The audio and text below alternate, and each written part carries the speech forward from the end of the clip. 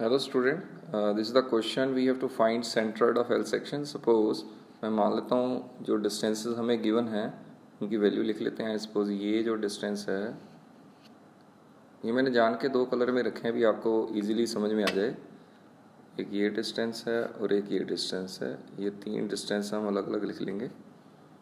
तो ये जो फर्स्ट डिस्टेंस है सपोज ये मैंने मान लिया है ये 10 है, ये 4 है, 6 ले लेते हैं इसको. चलो this one is 6 and this one is I suppose this one is 2 metre.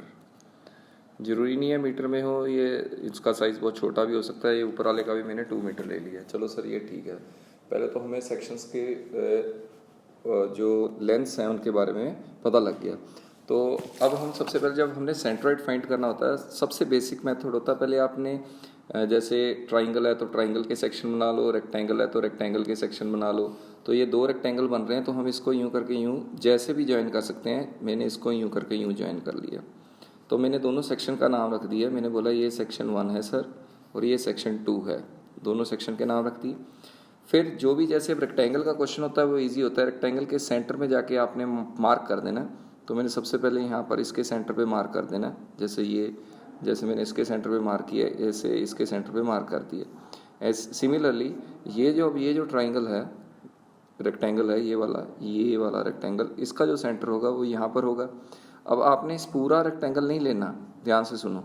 जो आपका डब्बा बना गया रेक्टेंगल बन गया अब आपने वही कंसीडर करना है और उसके सेंटर पे मार्क करना है. सपोज इसका सेंटर ये हो गया. चलो सर ये ठीक है. ये जो ब्लू कलर वाली लाइंस हैं ये मैंने मान लिया ये रेफरेंस एक्सिस है, ये भी रेफरेंस एक्सिस है और ये भी ब्लू वाली लाइन रेफरेंस एक्सिस है. सर रेफरेंस एक्सिस कैसे खींचते हैं? जैसे देखो कोई भी शेप है, मैंने चाहे यूँ करके यूँ करके यूँ करके यूँ करके यूँ करके यूँ शेप ले ली. रेफरेंस एक्सिस होती है बॉटम की. ये वाली लाइन खींच दो बॉटम से और जो बिल्कुल लेफ्ट साइड है यानी ये वाली, ये दोनों हमारी रेफरेंस एक्सिस होती हैं. कोई भी डायग्राम की बॉटम वाली और लेफ्ट साइड वाली जो हम एक्सिस खींचते हैं उसको रेफरेंस एक्सिस कहते हैं. चलो सर ये हमें पता लग गया भी रेफरेंस एक्सिस क्या होती है. तो करके मैंने इस केस में जैसे ये बॉटम है तो ये बॉटम वाली लाइन ये वाली और ये लेफ्ट साइड वाली ये वाली लाइन हमने क्या ले ली, रेफरेंस एक्सिस लेनी. अब हमने सबसे पहले सेंट्रोइड की वैल्यू लिखनी है. जैसे ये पहला पीस है तो ये जो डिस्टेंस है वो x1 होगा. ये क्योंकि 1 है तो ये x1 और ये y1. तो हम सबसे पहले लिखते हैं the value of x1 is equal to, ये देखो यहाँ से लेके यहाँ तक x1 है तो ये 6 का हाफ हो गया 3 हो गया सर. ठीक है. ये y1 है तो ये सर y1 कितना हो गया सर 2 का हाफ हो गया 1. ये 2 था, ये वाली चीज़ हमारी 2 है. तो अगर ये 2 है तो ये 2 का हाफ हो जाएगा 1. ये 6 था तो x1 हो गया 3. अब हमने निकालना है x2. तो ये दूसरा पीस है x2 ऐसे होता है. देखो पहली बात तो बच्चों को यही नहीं पता लगता है x कैसे होता है. देखो x ये वाली लाइन होती है, हमेशा x ऐसे निकालते हैं और y जो है हमेशा ऐसे निकालते हैं. ठीक है. ये x होता है और ये y होता है. तो इसका x सर यहाँ से लेके यहाँ तक होगा. तो ये x कितना है, ये 2 है तो 2 का हाफ कितना हो गया सर 1 हो गया. x2 का हाफ हो गया 1. तो सिमिलरली अब y2 निकालना है.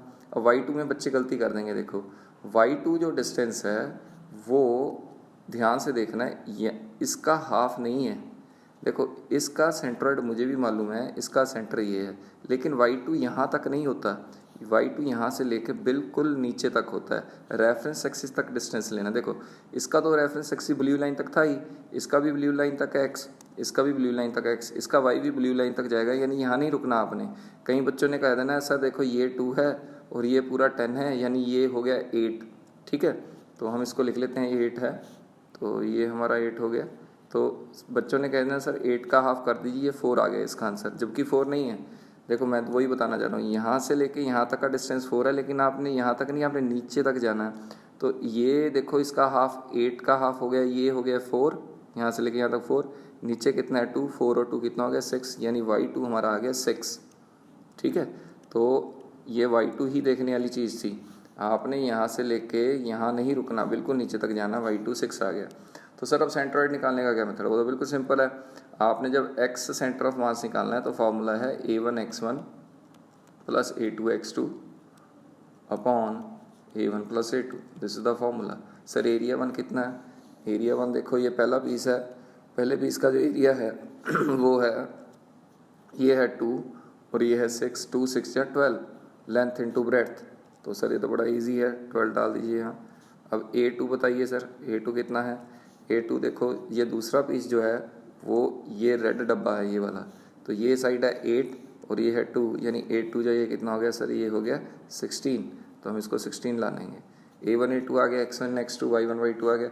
सिमिलरली जब आपने Y सेंटर और मास निकालना है तो X1 की जगह आपने Y1 लगा देना, A1 Y1 plus A2 Y2 upon A1 plus A2, ठीक है। तो अभी मैं आपको एक नेक्स्ट क्वेश्चन देता हूँ, आपने क्या करना है उसको सॉल्व करके मेरे को भेजना है। स्टूडेंट्स ये आपने क्वेश्चन करना है और कमेंट में इसका आंसर लिख के भेजना है, ठीक है। आपने कमेंट जरूर देना है, उसमें आंसर लिख के भेजना है भी सर इसका आंसर ये है। तो आपने इसके एक्स सेंटर ऑफ मास और वाई सेंटर ऑफ मास दोनों निकालने हैं। थोड़ी सी डिवीज़न है वो बच्चे की मर्जी है, कैसे भी डिवीज़न कर ले, चाहे वो ऐसे बना ले, देखो इसको चाहे आप यूँ ज्वाइन कर लें तो ये पहला पीस आ जाएगा, ठीक है। तो ऐसे इसको डिवाइड करेंगे तो सेकंड पीस आ जाएगा। आगे सर ने नहीं करना है, आपने रेफरेंस एक्सिस भी बनानी है। रेफरेंस एक्सिस देखो यहाँ से ये एक होगी और दूसरी रेफरेंस एक्सिस यहाँ से ये होगी, यानी जितने भी डिस्टेंस है ये वाला डिस्टेंस ग्रीन तक लेना है, ये भी ग्रीन तक लेना है, ये भी ग्रीन तक लेना है और ये भी ग्रीन तक ही लेना है। ये आपने चेक करना है पक्का, ठीक है। Okay, thank you.